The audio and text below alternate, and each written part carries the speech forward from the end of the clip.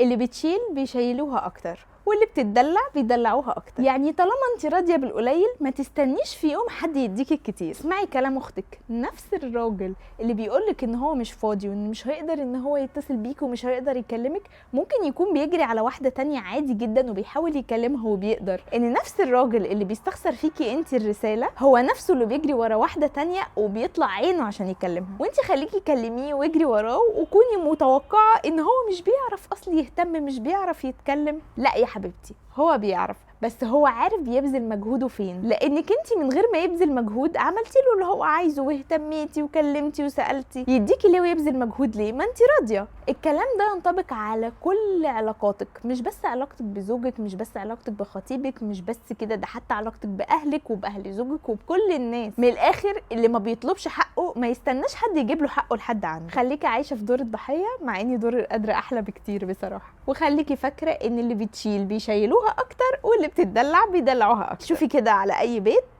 اي واحده عايشه دور بقى ان انا الليدر بتاع البيت في بيوت العيله والكلام ده، اي واحده بتعمل كده بتلاقيها شايله البيت كله فوق دماغها وما بترتاحش وظهرها بيوجعها وجسمها بيوجعها وفيها وفيها وفيها. تعالي شوفي بقى اللي حاطه ايديها في الميه البارده واللي ما بتعرفش تعمل حاجه. لا دي ما بتعرفش تعمل فخلاص سيبوها، دي هتبوظ لنا الاكل، او ما بتعرفش تسوي فخلاص سيبك منها. فبيركزوا على الناس اللي بتبذل مجهود اكتر.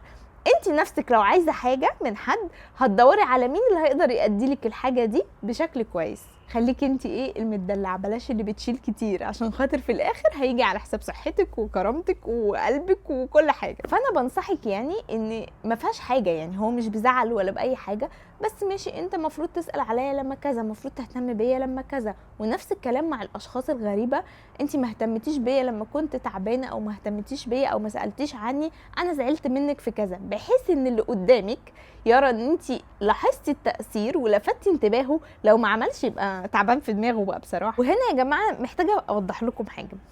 اي واحده فينا اهلها مثلا مش بيهتموا بيها، مش بيعملوا لها، مش بيجيبوا لها، لو هي ما اتكلمتش وما طلبتش حقها عمرهم ما هيحسوا ان هم مقصرين في حقها. وبالتالي نفس الكلام مع زوجك، مع اهلك، مع اهل زوجك، مع اي حد.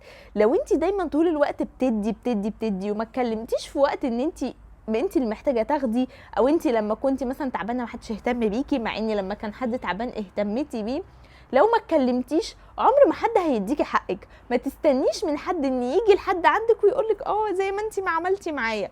قليل جدا، شبه نادرا. حتى علاقتك مع زوجك لو انت ما وضحتلوش نقط التأثير بتاعته وان هو ما اهتمش بيكي في وقت معين او ما عملكيش ده، عمره ما هيجي يعمل ده من نفسه. وبس كده، واستنيني في نصيحة جديدة. يلا باي.